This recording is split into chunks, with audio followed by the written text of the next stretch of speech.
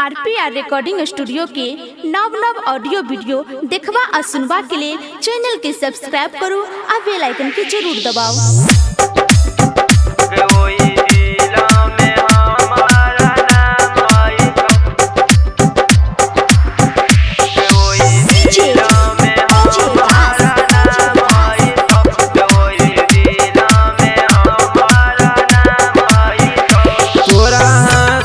हमर नाम आई तो तोरा हाथ में लिखल हमर नाम आई तो तोरा हाथ में लिखल हमर नाम आई तो गयोए दिल में हमारा नाम आई तो गयोए दिल में हमारा नाम आई तो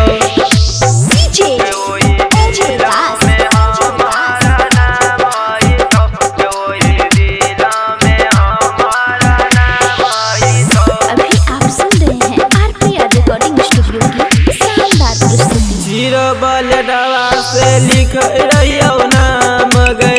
अबिल गौवा में हियो बदनाम गए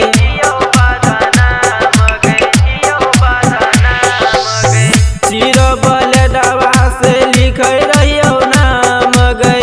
अबिल गौवा में हियो बदनाम गए सिख सर के छ मरबो नाम गई तो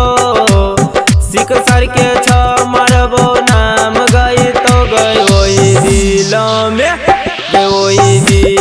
में हमारा नाम आई तो गयोई दिल में हमारा नाम आई तो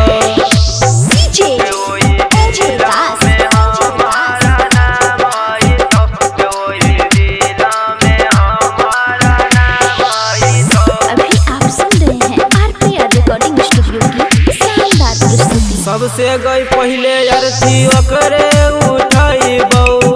जकरे है भी ओकरे गोली मारबई बऊ